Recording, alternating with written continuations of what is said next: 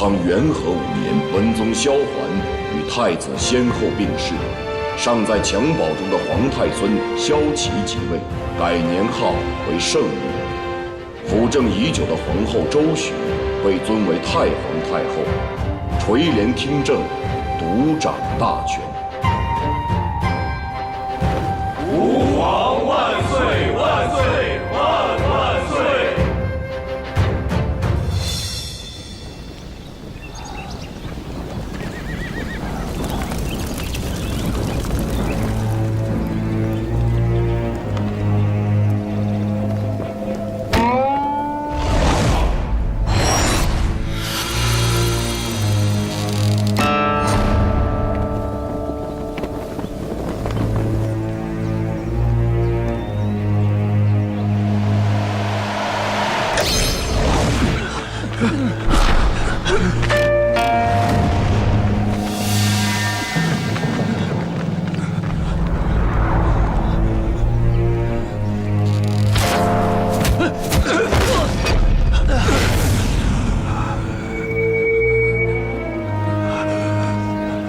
报告大哥，审理一晚上，嫌犯皆已招认罪行，但不可交在幕后主使。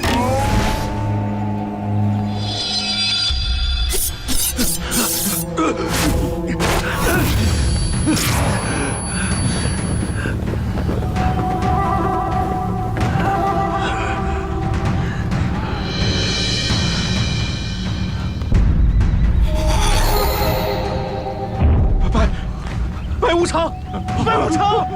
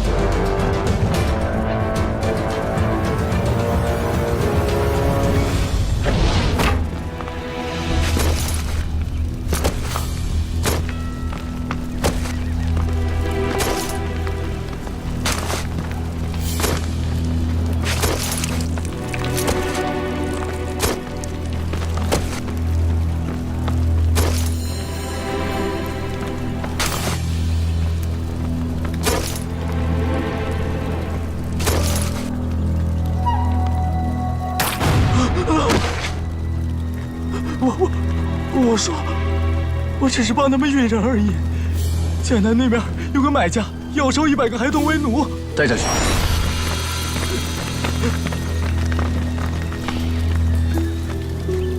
下次别再等我亲自出手。是。进宫。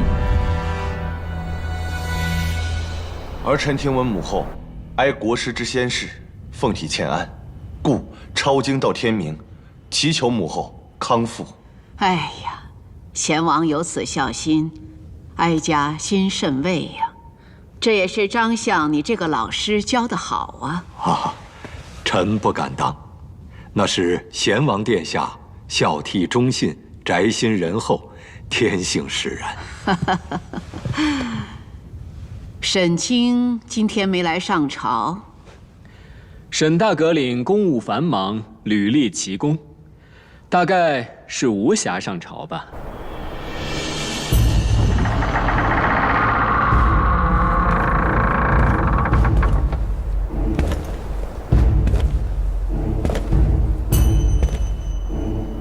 内卫府阁领沈度到。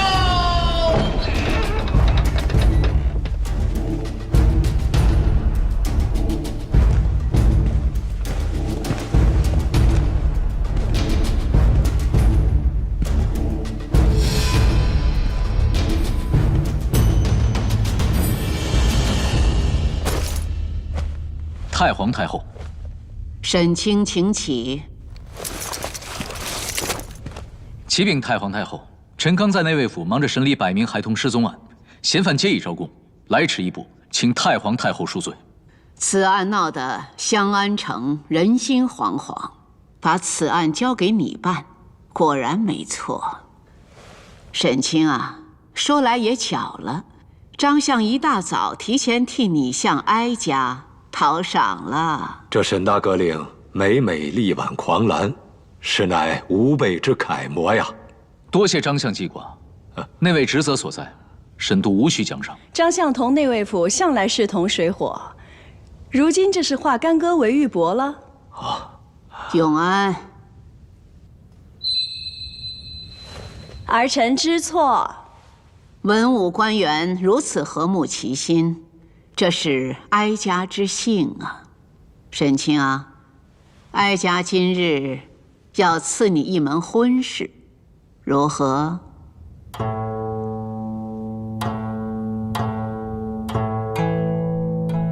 那白无常向来我行我素，老师是如何知道今日他会答应这门婚事的？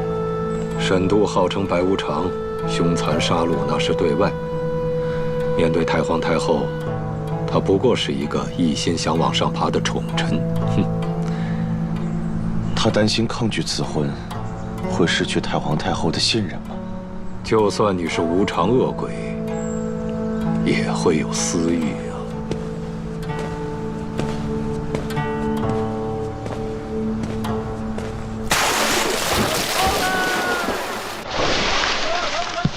六娘，六娘，哎，早，六娘，早，早啊，六娘，早，严书丽，这么早？小心！我刚晒的花瓣，小心啊！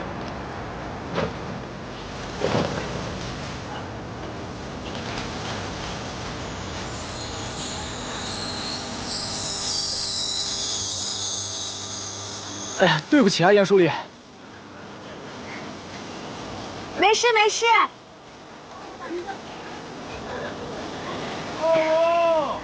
早啊，严杏，早啊，早，早啊，六娘，早，早。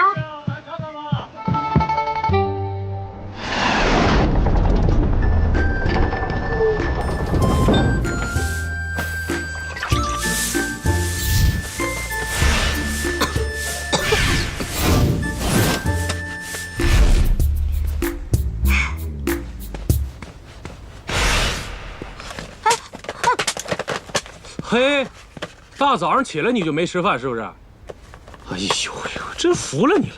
哎，看见了没？这女子在刑部能干什么呀？被太皇太后身边的徐内侍听见了，要怪您阻了她女子入室大计。你今儿怎么那么多话呀？没事干是吧？干活去！归党。哎，哎，大人。哦。哦。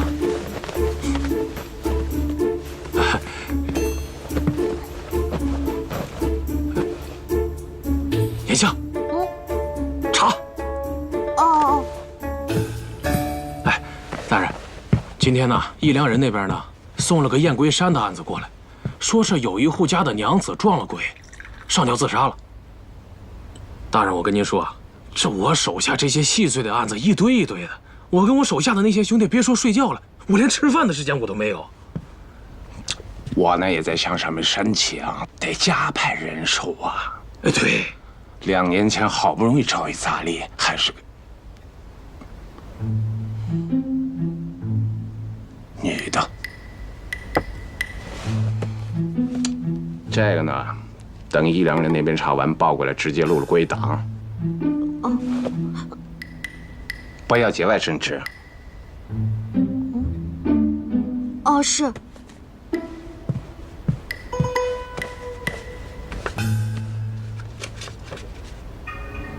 燕归山自杀。你们兴安城还真不讲究，我们那地儿4个县令也不敢扎彩绸。这国师死了也就1个月吧，这张灯结彩的也没个忌讳。你懂什么？国师那可是知天命的大神，就连当今太皇太后主政都是他预言的。哟，是吗？国师走那地儿都神了，今天官员都要去祭。黑罗刹来了，黑罗刹来了！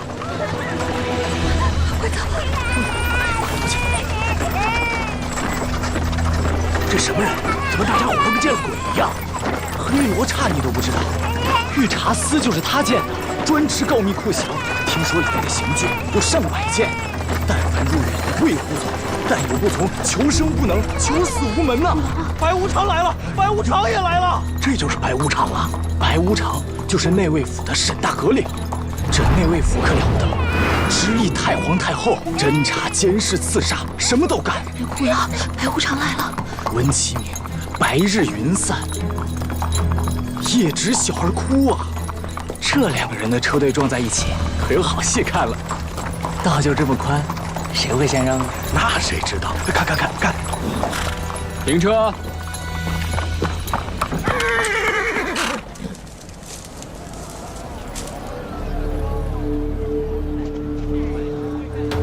沈大阁领还是来了，我原以为你忙着准备婚事，来不了了呢。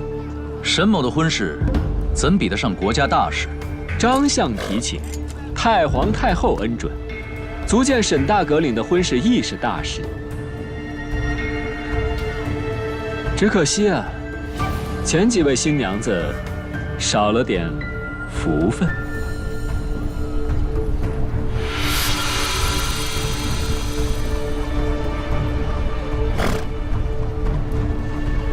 来忠诚说笑了，未免误了祈福吉时，还是速速上路吧。这西街还是太窄，竟容不得区区两路人马通行。把这两旁挡路的都给我拆了，御茶司和内卫府可并肩而行。大阁领，走。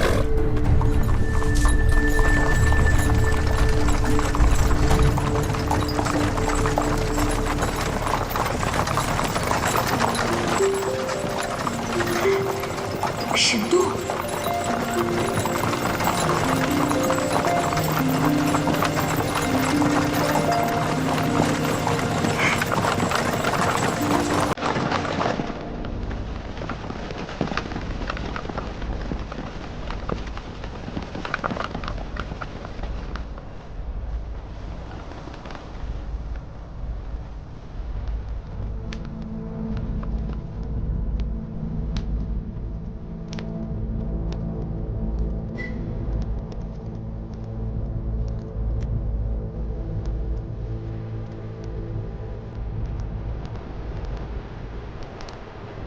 两位让老夫好等啊！张相，张相，晚辈来迟了。多位来迟，恰逢其时。诸位，开始祭拜吧。吉时到。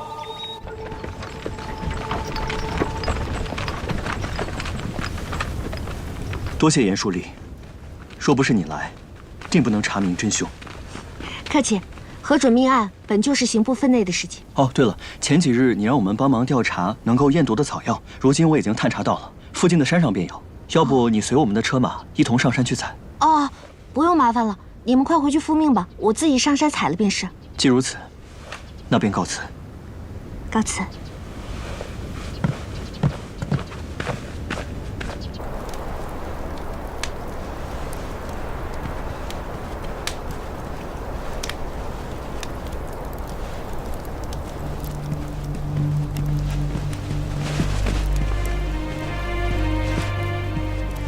今日祈福，多亏张相主持大局，才能顺利进行。我大仓来年定会如国师预言般奉饮酒厨，天下太平啊！此次百官祈福，那是贤王殿下探访民间的神人，特定下此良辰吉日，为太皇太后排忧解难。老夫只是听令行事，尽了臣子的本分。我大仓啊，君圣臣贤，臣等生逢此海晏和庆之盛事，真乃人生一大幸事啊！是啊，是啊。武刺客，封山。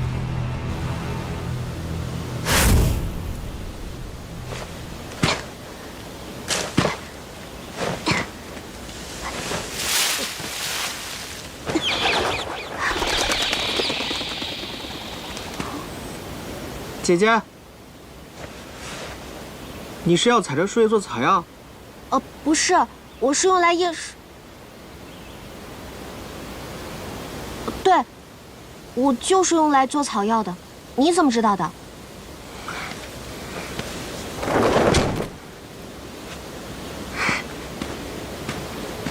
看姐姐这打扮就知道了，你是医官？也算是吧。这个给你，我采购了。村口的张大娘犯了病，我来帮她采几支。上回也是大夫说这个泡了喝有用。哦，那我买下来。不要钱，不要钱，我也是随手采的。那谢谢你了。哎，姐姐，我叫秦野云，姐姐叫什么？哎，姐姐是要下山吗？我带你走小道吧，下山快。站住！站住！今日谁也不许下山。发生什么事了？我是刑部书不要多话，和我们走。快走，走！干什么呀？这是？来中丞，事发之时，山中之人已全部带到。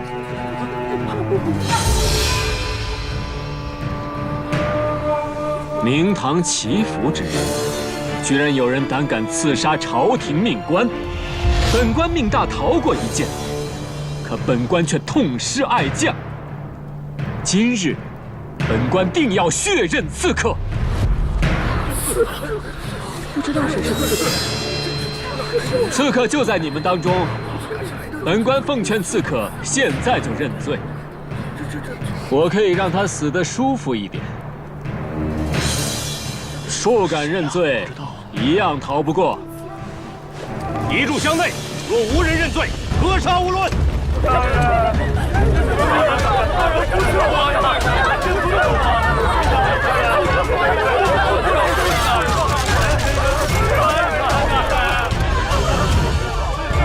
慢着，来中丞，我是刑部书吏严杏，可否让我看一看尸体？或许我能查出刺客是谁。可。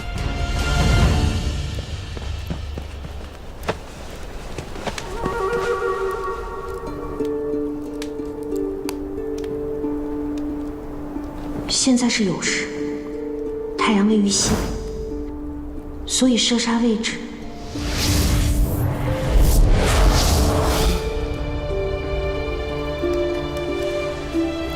怎么样啊，小书吏？你可以告诉我刺客是谁了？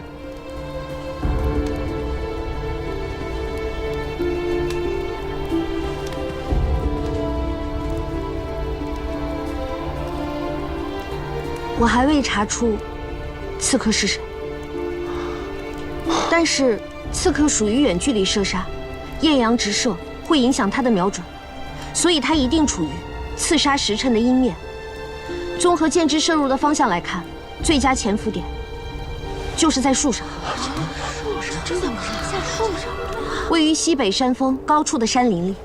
案发后，御茶司迅速封山，故其他山外中的民众必然不可能是刺客。来中丞，我恳请，把没有嫌疑的百姓先给放了。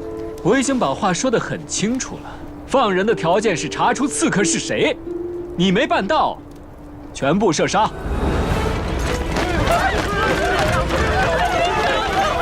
来中丞，沈某有个更有趣的法子。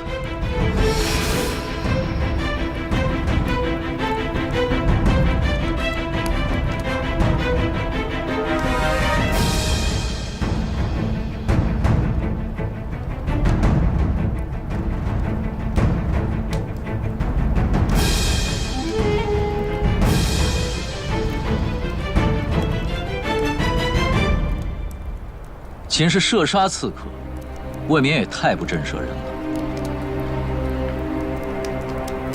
沈某养了几只斗犬，撕咬罪犯的能力甚是出众。不如让我的犬出来试试嘴。虽然杀人的速度慢了点，但很有趣呀。来某真是白担了黑罗刹之名。与沈大阁领一比，自愧不如，甘拜下风。景林，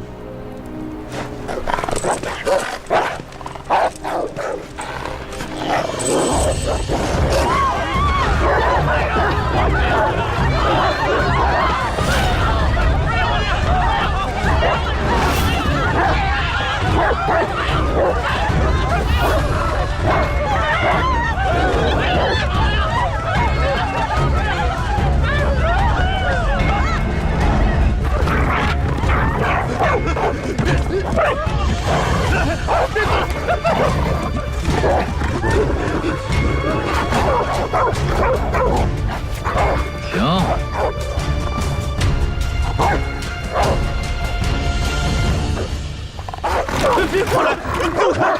别过来！刺客就在这几人之中。刺客必然是力量和速度都很强的人，且会攀爬。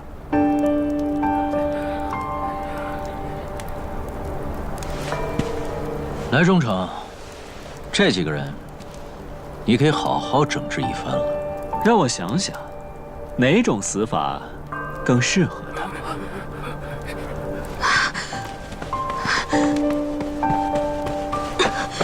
恳请来忠诚，等些时辰再做处置。只要再给我一点时间，我必定会抓到唯一的凶手。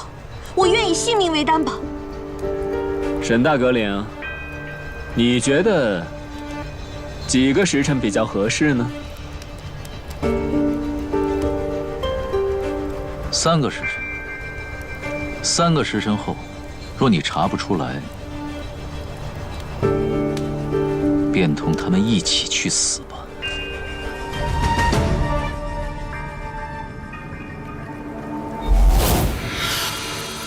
用弓箭之人，手会有3个部位生箭，此人只有掌心有箭，排除。大革领，这来罗之自己要找刺客，却把人和案子都扔给我们内卫府，说什么想让我们斗犬来行刑。你说，这当中会不会有诈？能有什么诈呀？无非就是笃定那个小书吏查不出来。他也不想杀刑部的人，惹一身腥骚。那他不想惹一身腥骚，您就不怕惹出是非口舌吗？罪臣之子都当过了，还怕惹什么腥骚啊？刺客的方位为西北山峰高处，而内处种植的山林为漆树林。有人碰触漆树树枝，便起了满身斑疹。而侍卫白天抓到嫌疑人时，无一人身上有斑疹。起斑严重的人，可排除潜伏于漆树林的可能。中间这个人，鞋上的泥土并非漆树林的泥土，排除。找到凶器，就能知道凶手是谁了。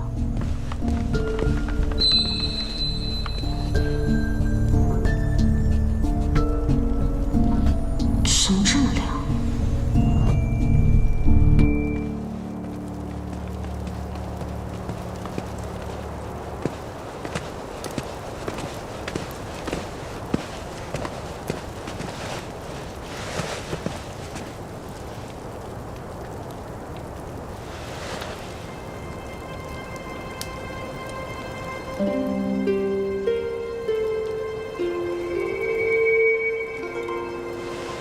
可有遗言想要留下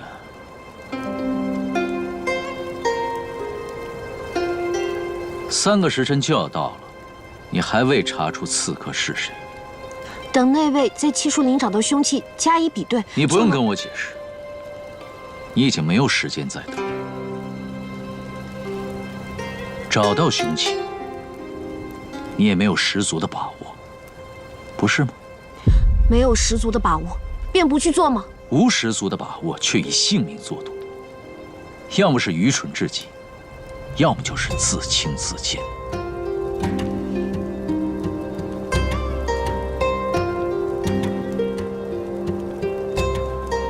到时候我会留下一封遗书，劳烦送到城东严博士府。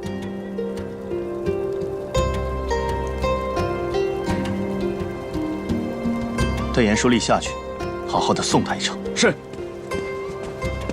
沈大革领，你真的不认识我了吗？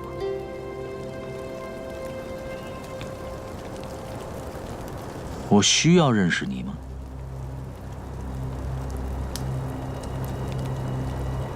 大革领，凶器找到了。哦，如严书吏所猜测的那样，就埋在漆树林落叶下。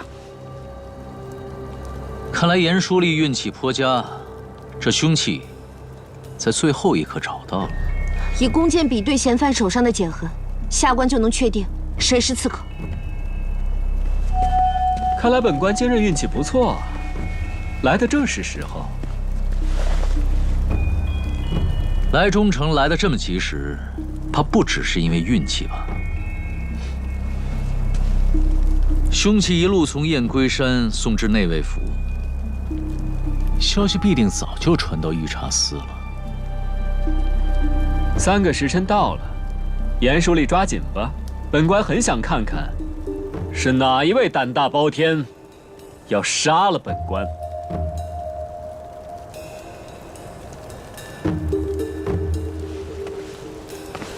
2位，请你们以平日握弓的方式握一下弓箭。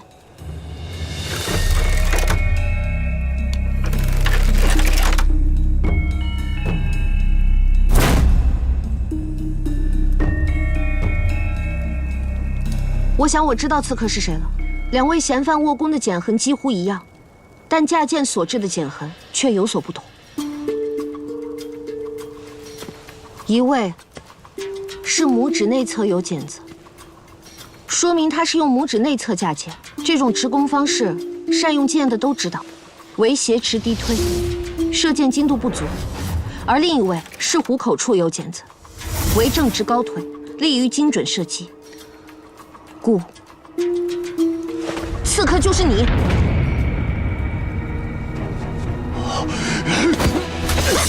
别动！都别动！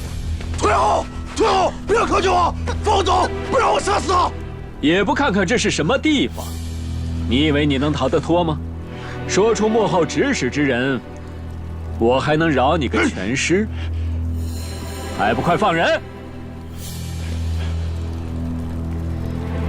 奸人曾巨户，口供不要也罢。准备射杀。你要连他一起射死吗？啊！他又不是我内卫府的人，一个连品阶都没有的小书吏，少一个也没有什么大不了的。沈度，你这个黑心的白无常，怎么能如此草菅人命呢？你若是与嫌犯同去，我算你为国尽忠。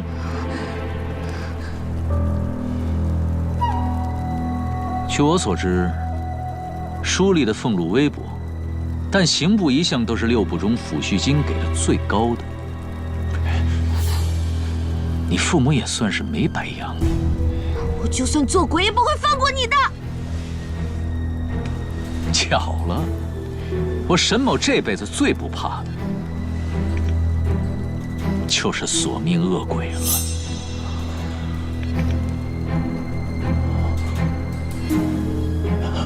别动！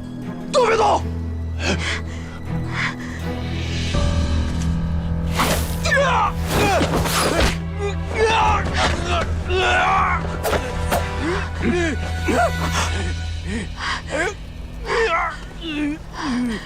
多谢。还不算笨。既然没有活路，好。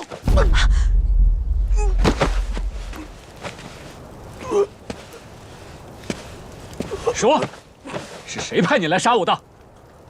是他。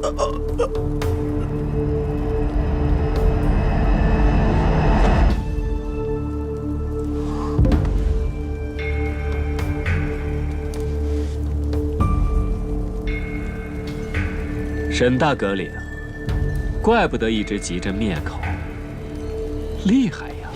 来中丞，恶犯临死前的一派胡言你也信，岂不让人笑话？你算什么东西？敢跟我们中丞这么讲话？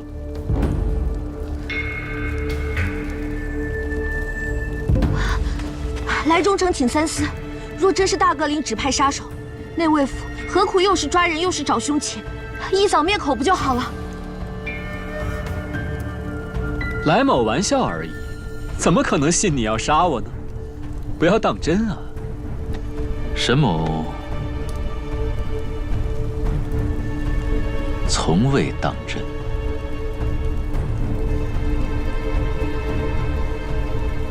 凶手既已伏法，来某便放心了，也不便在内卫府逗留。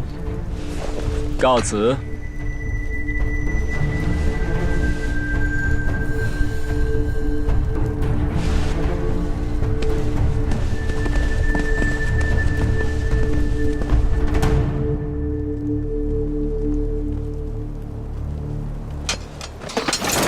属下下山所嫌犯失职，请大哥领责罚。人死了就算了，你们几个把严书立还有其余闲杂人等送出去吧。是。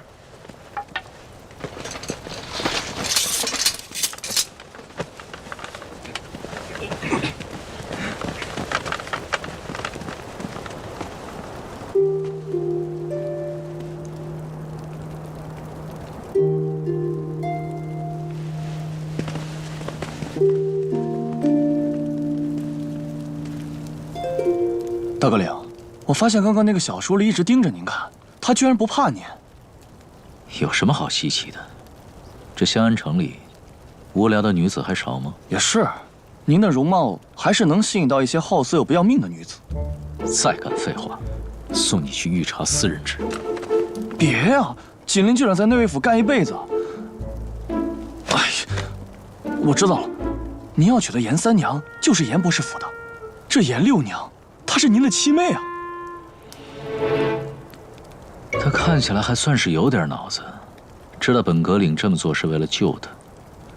至于七妹嘛，那要看他那位三姐有没有胆子嫁给我沈都为妻了。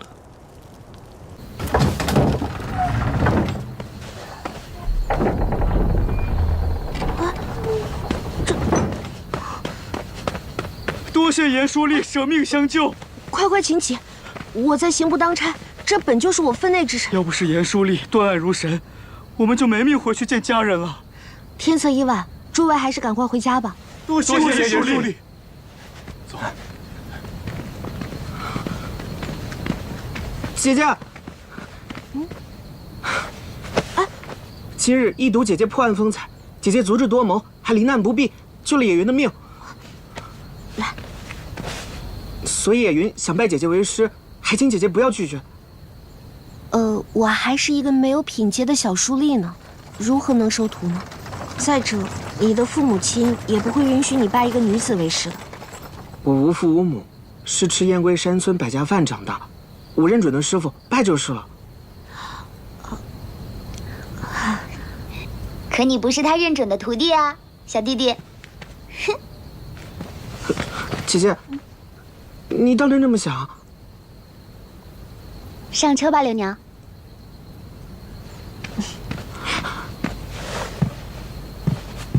走啦。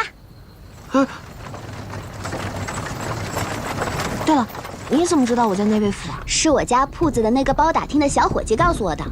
他说他表兄的同窗的堂妹的表嫂在燕归山村，看见有几个村民和刑部女书吏一起被抓到了内卫府，刑部书吏还是个女的。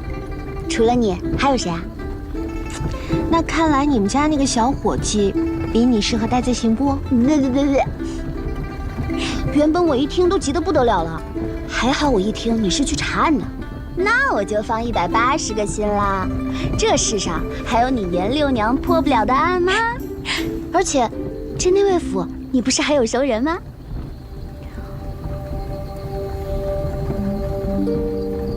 不是吧？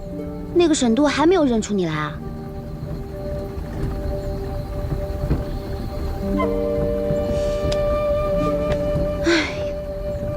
莫不是瞎了吧？那个算了，我看我先送你回家吧。哎，我不回家，你把我送到刑部就行。刑部？严六娘，明日可是女官考核报名，人家香安城里的女子，一个个都想着像你三姐一样，成为远近闻名、才望高雅的大家闺秀，一心只想考女官的，估计也只有你了。你都已经是女官了，那我可不能太落后啊！你放心吧，我今年一定能成为堂堂正正的刑部女官。前面右拐去刑部。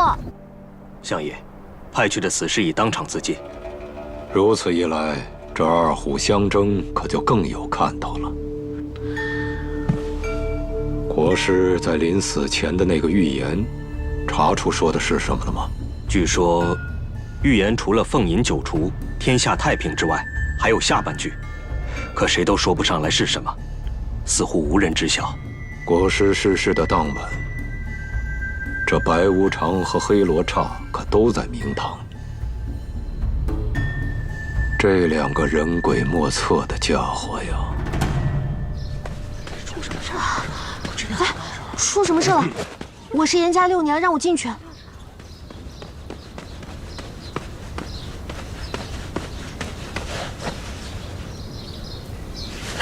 应天顺时，受兹明命，严氏有女，永续之才，比歌慕舞，描鸾刺凤，精明行修，博古通今。其贤德淑女之名，冠绝相安，吾公闻之甚悦。今内卫府大阁领审度，适婚娶之时，当择贤女与配。指严家女待字闺中，与审度天造地设，为成人之美，特赐2人，于3日后成婚。亲。严博士，接旨吧。沈度，谢太皇太后圣恩，有劳公公了。恭祝严博士培养了像3姑娘这样名动相安的才德淑女。我的彩薇呀！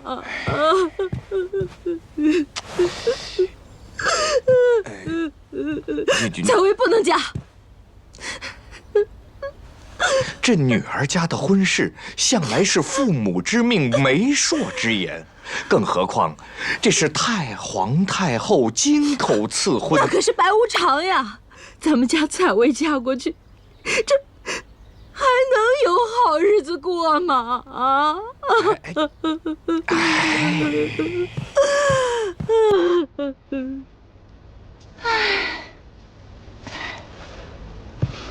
世事无常啊！想不到，完全想不到，凄惨。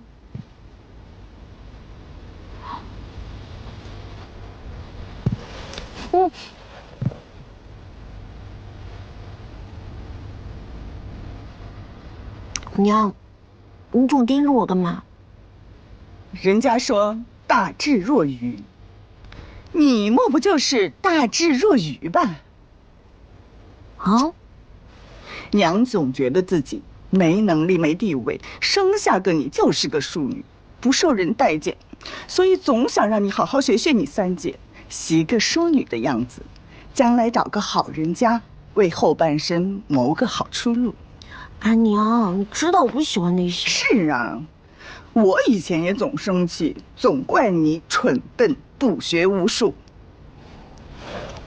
可如今，我竟突然觉得不学无术挺好，不学无术啊，真的挺好。娘，我没有不学无术。哎呀，你想啊，全香安城那么多的女子，怎么就偏偏你3姐被太皇太后给看上了？那就是因为她的才华太出众了，大夫人从小培养她，琴棋书画、诗词歌赋，那是样样精通。可没想到现如今，居然嫁给了白无常，要跳进他的阎王殿。哎呀，娘，人家沈度是内卫府的大阁领，没有你说的那么不堪。哎呀，那你以为大夫人和你3姐一哭二闹的是在做戏呢？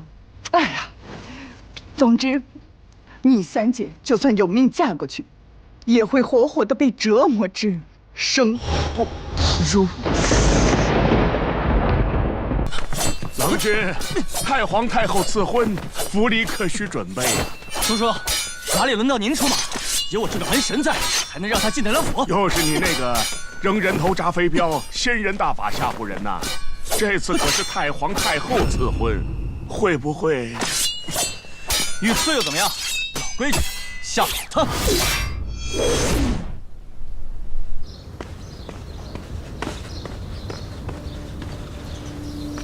帐下，这……好了，不要再说了，就照我说的办。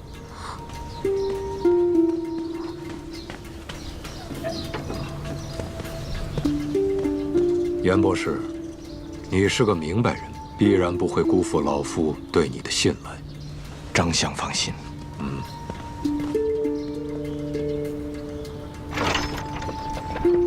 关门。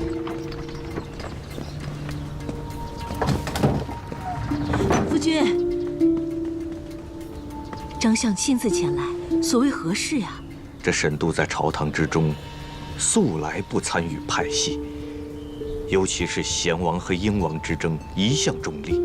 张相乃是贤王智囊，此次选中三娘，定然不会只是因为才情。他想让采薇去当眼线？小点声。不行，那采薇更不能嫁了呀。方才张相又向我提起6部改选之事，若是三娘不嫁，这选官之时便会派我去大漠驻守，而且是举家搬迁。张相竟然以全家发配大漠威胁爹爹。老爷，夫人，不好了，三姑娘跑了，说是和一个叫海世元的书生私奔了。你女呀！老爷，夫君，爹，哎，老爷，夫君，爹。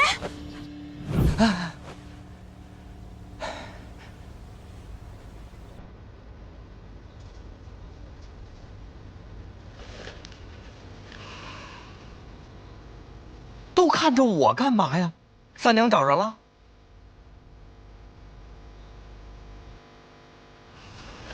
没找到还不赶紧去找去？就算是翻遍香安城，也要把那个逆女给我找回来！哎呦！大家都给我找仔细了，快去，快点！等等！保密，千万不能让人知道三娘找不到了。啊，对，千万不能说三姑娘跑了，就说，六姑娘养的兔子丢了。是。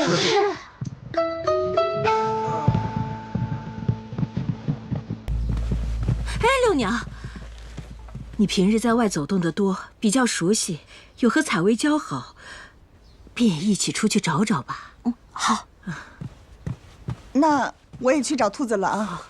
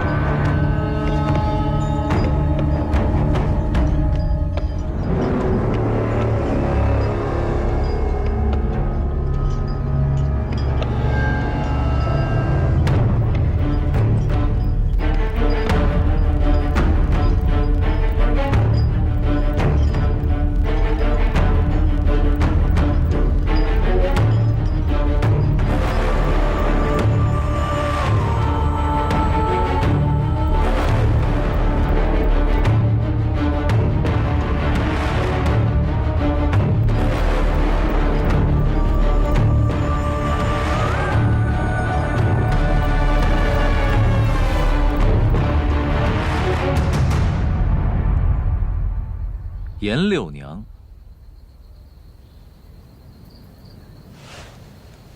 你们严家庶女是不准回家吗？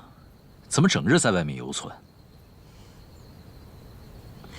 大阁领，请让开，我的兔子丢了，我要去找。是吗？原来是兔子丢了呀！今天一整日，严家大门一直紧闭，我还以为是在紧锣密鼓的准备新婚。原来是在关门找兔子。大阁领若是嘲笑够了，我就继续去找了。那你可一定得找到啊！明日便是本阁令与你三姐的大婚，到时候，本阁令非常期待看到你带着兔子一起来观礼。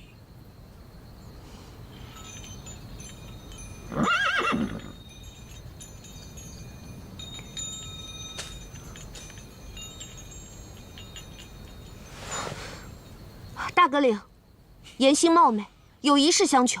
求我？哼！除了老李一心想死的囚犯，整个大仓恐怕也找不出第二个人想要来求我办事了。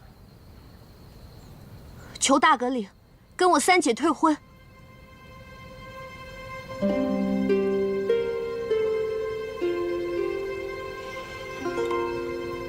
你知道自己在说什么吗？知道。求大阁领取消跟我三姐的婚事。你虽然没有官职品阶，但好歹也是个识字的小吏，知不知道什么叫做天命不可违？太皇太后金口玉言，哪儿来取消一说？太皇太后对大阁领圣眷隆重，自然是想给大阁领配一段良缘。是啊，太皇太后精挑细选，又有张相作保，我相信与你三姐一定是段良缘。那是太皇太后不知道我严家女子到底是什么样子。您看我这么粗鄙无礼，就该知道我三姐跟大阁领绝对不会是良配。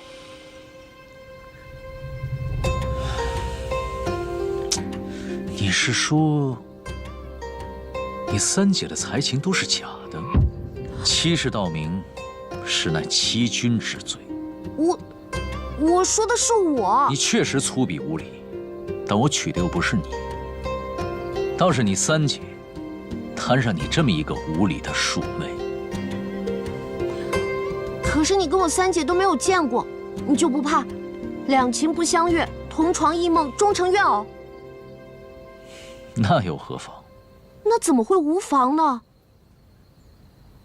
人总是要跟相爱的人在一起，相敬如宾，彼此珍视，这一辈子才能幸福啊！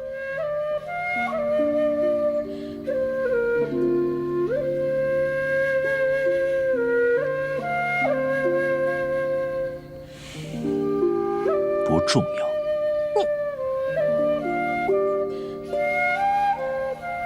你简直是无可救药，不可理喻！放肆！沈度，就算我不愿意相信外界的传言，可你看看你如今的样子，言语刻薄，行为乖张，暴虐无道，蛮不讲理。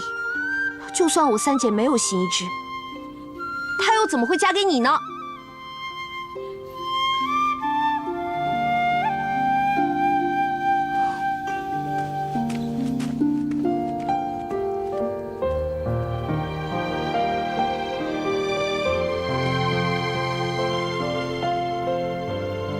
相敬如宾，彼此珍视，这些东西离我已经太远了。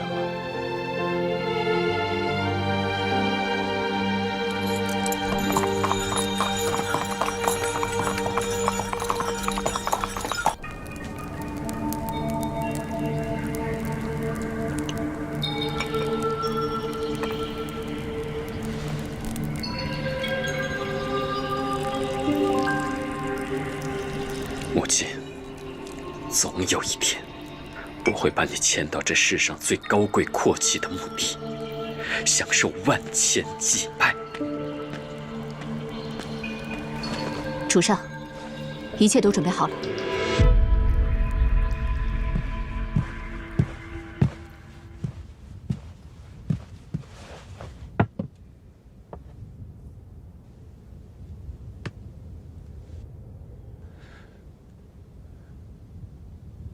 大阁领，虽然这严家六娘说话不中听，但您不也不想要这门婚事吗？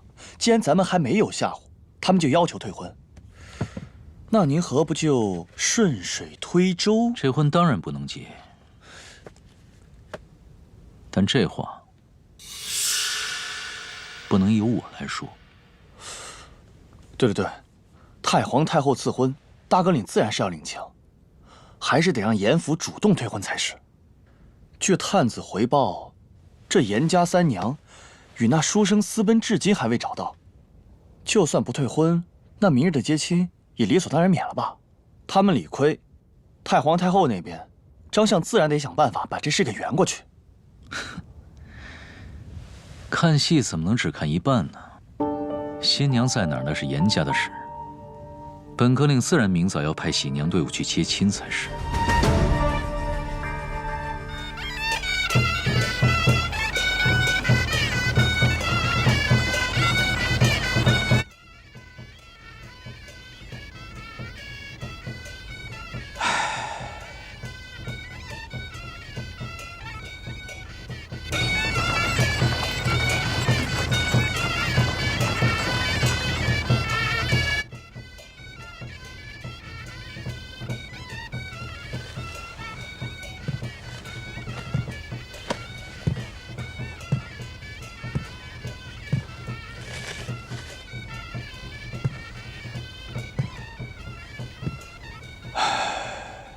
各位跟随我严父多年，如今严父遭此大劫，怕是天要亡我严家呀。老夫备了些银两，各自寻找新的去处吧。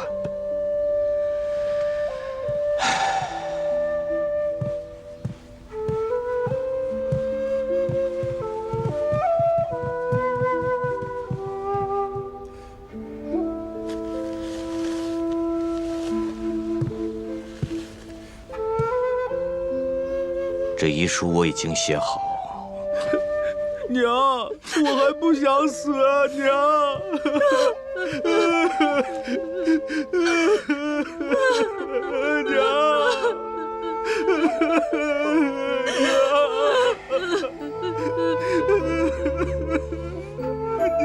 算了，我来嫁。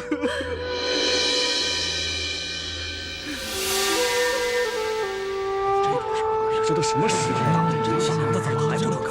那孩子几时了呀？大人活的，累死了，出来了。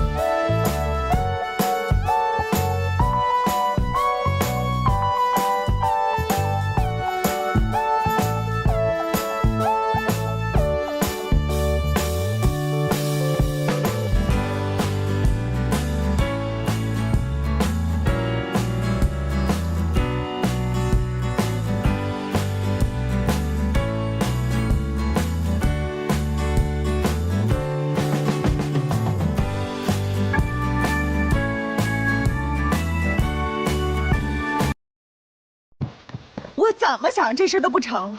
你想，那白无常是什么人啊？那是神府死人堆里爬出来的。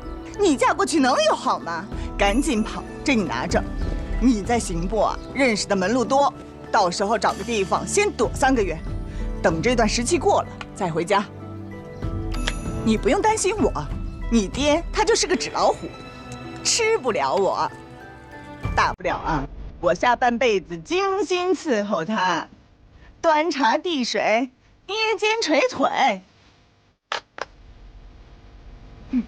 实在不行，你就一纸休书把我给休了，我重操旧业，唱戏，照样养活咱母女俩。阿娘，哪家园子还会收白发女伶啊？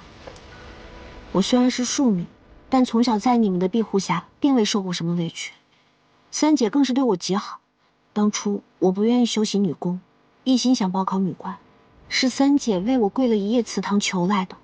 你这孩子，你就记得别人的好。我是严家的一份子，自然不能看着严家受难而不管。三姐不愿意嫁，是因为她心中有韩郎君，我心中有无牵挂，便替她嫁好了。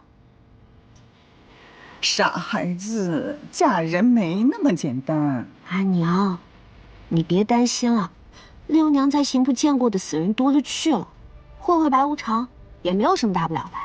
再说了，他不过也是血肉之躯，还真能把我勾到地府不成？呸呸呸！好了。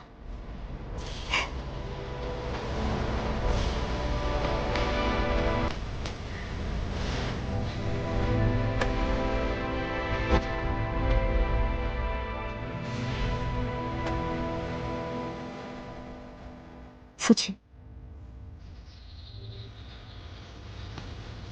母亲，还请帮我照顾好我阿娘。女儿，这便嫁了。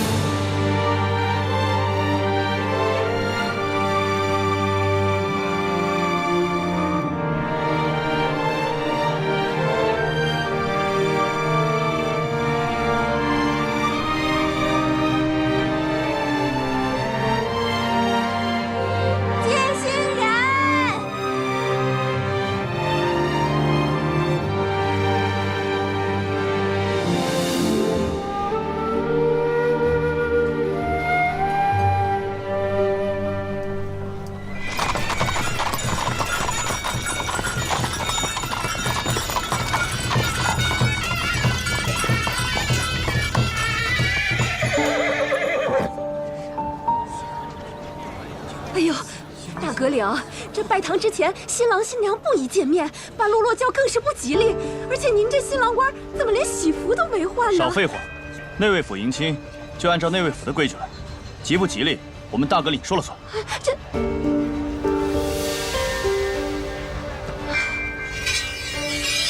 娘子，为父来看看。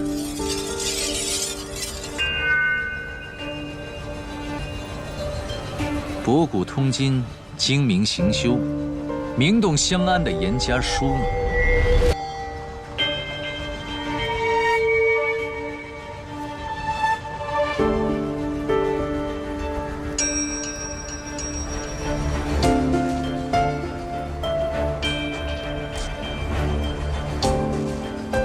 这位贤德淑女，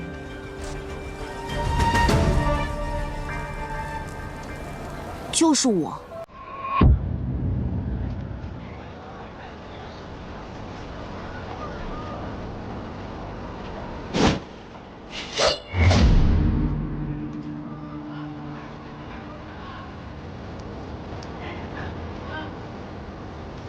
大阁领这是打算当众杀妻吗？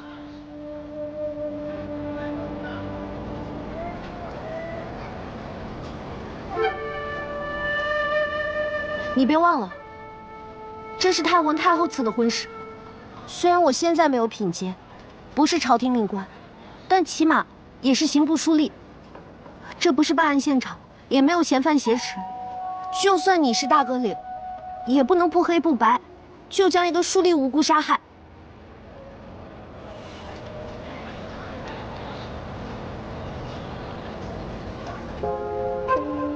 是吗？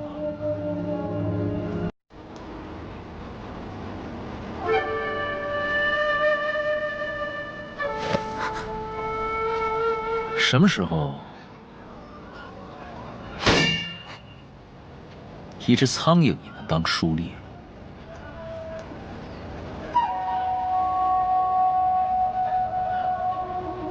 大阁领何必如此羞辱我？既然你对这桩婚事这么不满，何不现在就杀了我？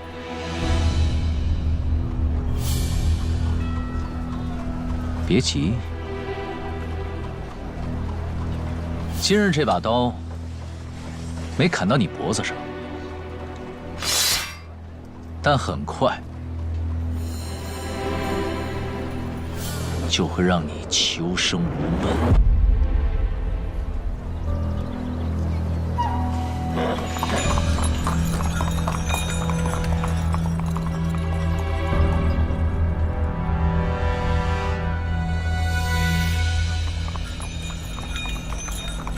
这颜六娘胆子真大，竟敢替她三姐出嫁。玉，这可是欺君之罪啊！太皇太后只说赐嫁严家女，至于是几女，太皇太后根本不在意。可是您，我更不在乎了。早晚是要赶走的，严家也没有几只有趣的兔子，还是胆子大的更有意思些。难得，他不仅胆子大，似乎还挺有脑子的。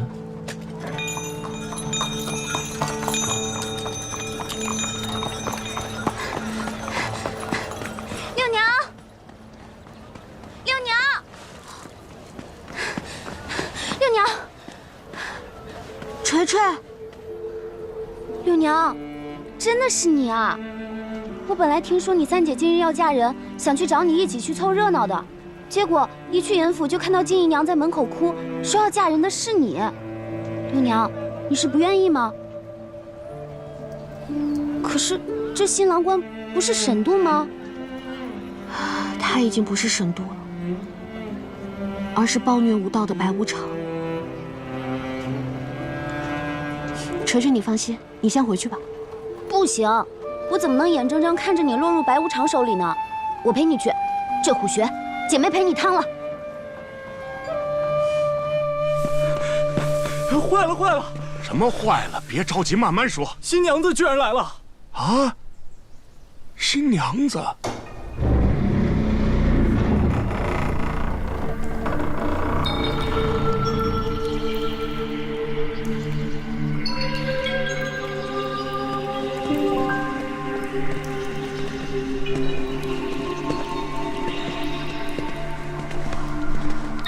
什么家规特殊啊？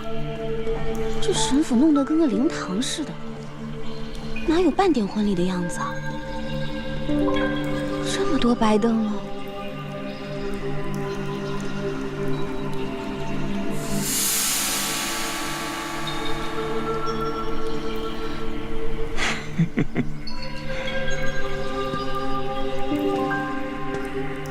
夫人，您初到沈府，府内下人万万不敢怠慢。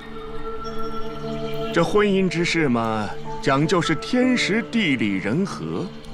头些日子，请大师算过您二人的八字，所以今日府内不宜张灯结彩。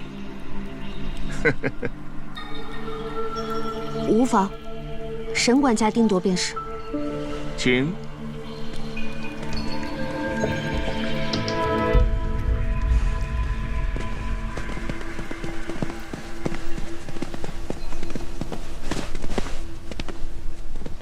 大阁令中屋因为常年独居，缺少祥和之气，不宜做婚房，容易引起血光之灾。特意给夫人备了新房，您早点歇息，且等大阁令祭祷回来。你们不要欺人太甚了。没事，烦请带路。请。沈管家。不知道您可记得我的生辰八字是什么？这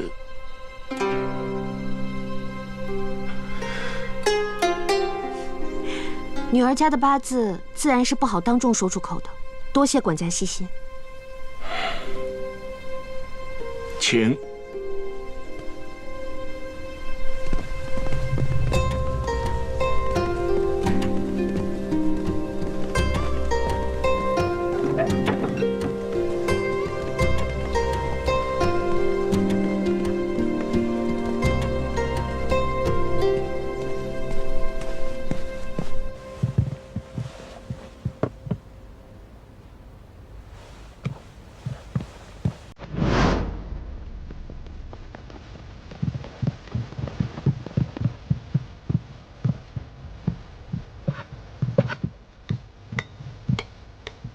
锤锤，吃个蜜饯。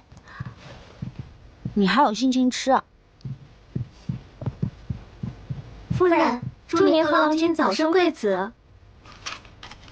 哎，现撒啊！你们是不是压根就没想过六娘会嫁进门啊？哎，锤锤，别为难他们了。哼。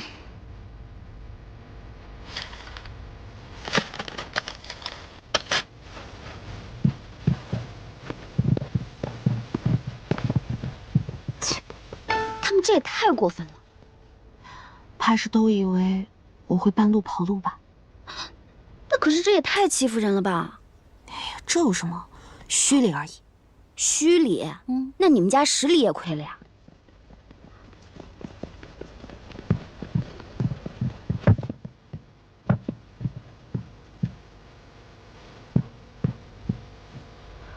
我听说，沈都送到你们家的，全是那些样子货，没有一件正经东西。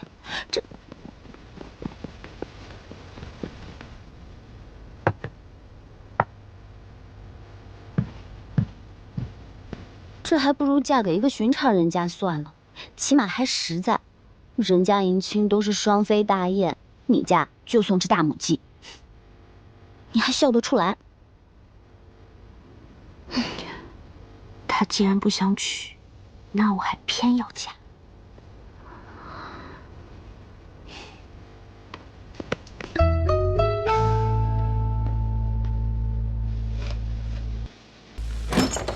大哥领不好了，前方那位来消息了。那新娘子简直邪了门了，她不但没走，反倒又回来了。这会儿应该已经在沈府了。果然是颜六娘。关键是大伙压根就没有觉得这婚礼能成，什么都没有准备。她倒好，不仅一起到现场去布置，这会儿还在那儿给人出主意呢。随他啊！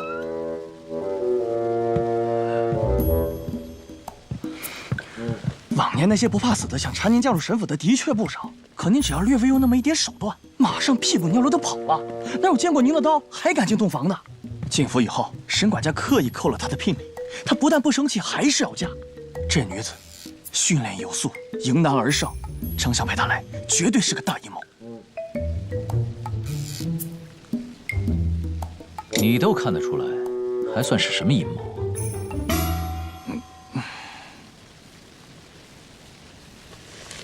这次这个兔子，比起以往那些，还真是有意思的多了。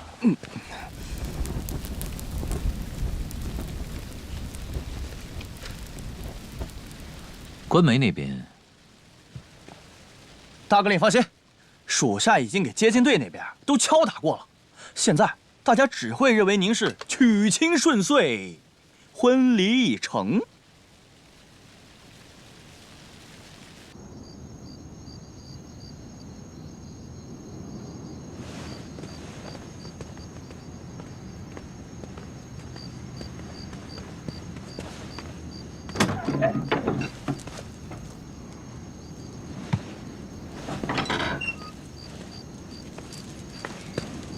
我算是知道沈都为什么叫白无常了。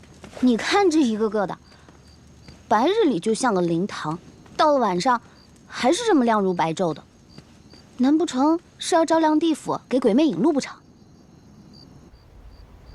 怕是他这些年黑了心，怕夜半鬼叫门吧。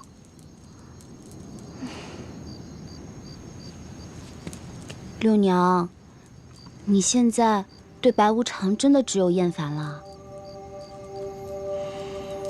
是我年少时瞎了眼，以为他是个好儿郎。经过这2日，我算是看透。那他拦轿时说的那些话，他应该是不想我进府。要是能下就下走了，那你可怎么办呀？别担心，毕竟也是太皇太后亲赐的婚事，他也不会一时三刻向我动手的。我小心谨慎一些，挨得一日算一日。怎么着也要熬到朝中定了外调的人选，让我家不至于被发配荒漠。你这哪是结婚啊？你这分明就是进了魔窟。地府中求生哪有那么容易啊？天色也不早了，你快回去吧，你爹该着急了。我不走，我要留在这儿陪你。那你还能每天都来陪我？难不成再搭上一个？你放心吧，他今晚定是会摆出一副冷落嫌弃我的姿态，不会进我的厢房的。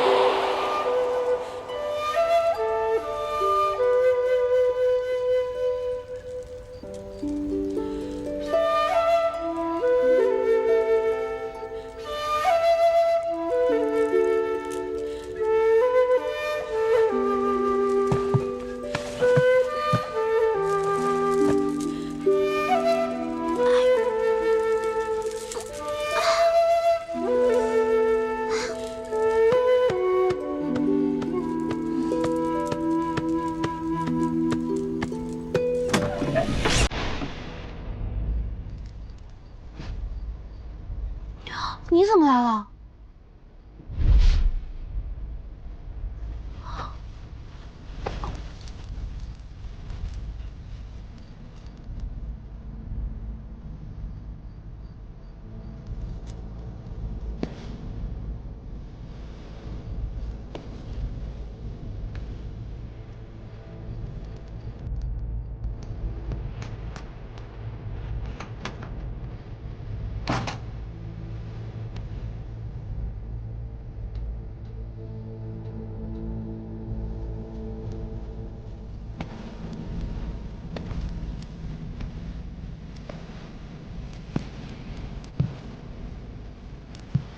这里是神府，今夜是我大婚，我为何不得来？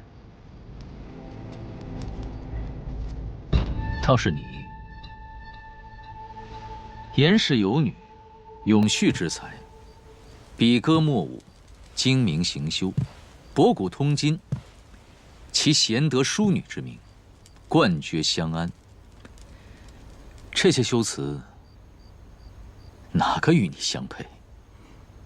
呸！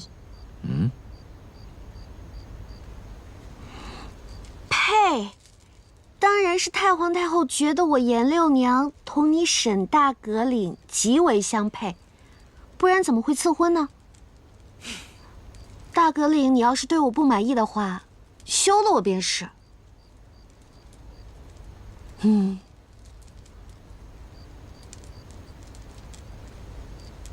夫人脑袋里的想法，倒是与你的脸蛋一样，想得太美了。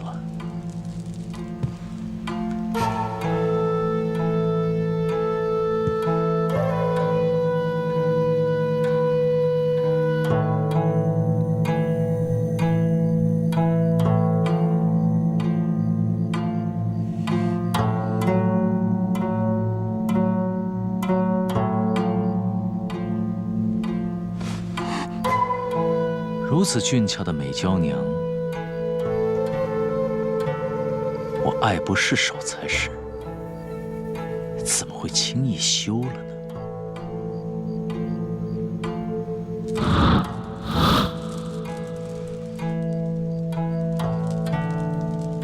还从未见过李卫城满院子乱跑的新娘。你若是不想一个不小心，在沈府断了腿，或是少个胳膊，便起得规矩些。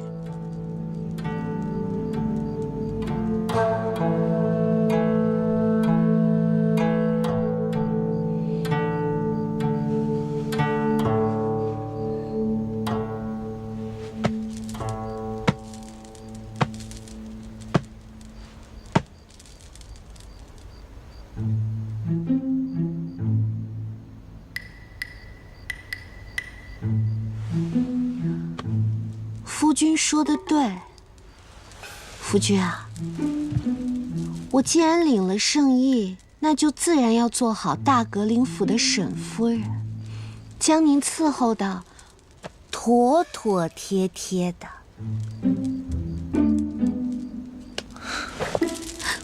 就凭这个，也想挑逗我？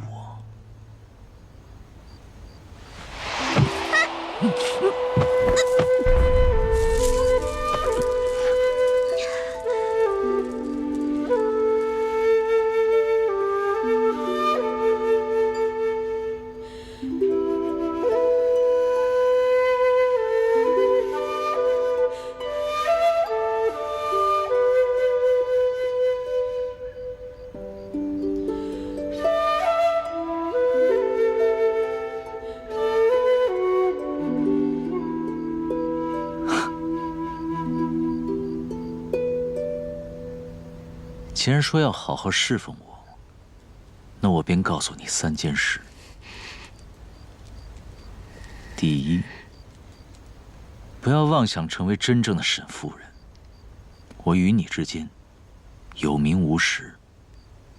第二，不要妄想从我这里得到任何情报。我知道张相派你来是什么目的。第三，不是我沈度心甘情愿娶的妻子，别妄想在沈府活下去。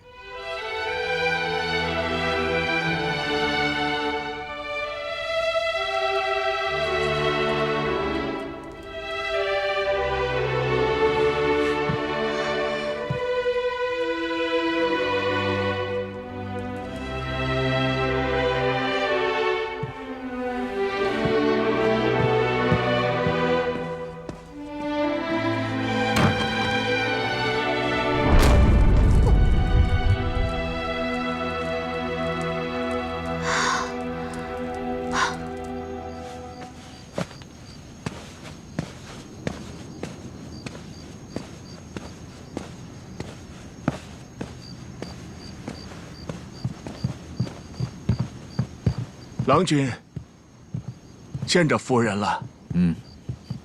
那拜堂成亲之事，就算是拜过了。那西厢房那边，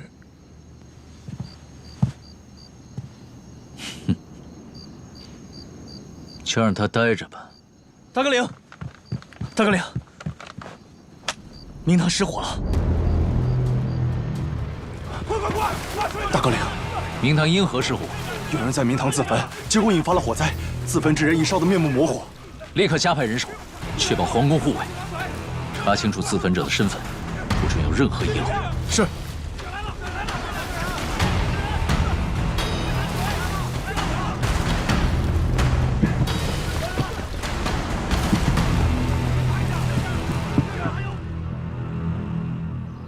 为什么不让我们见？我是刑部女官。就昨天，我还陪你家夫人进了新房的。哎呀，你真不能进去，姑娘。哎呀，拜托了，我们不能让您进去。是啊，锤锤，不能进啊！六娘，出大事了！夫人，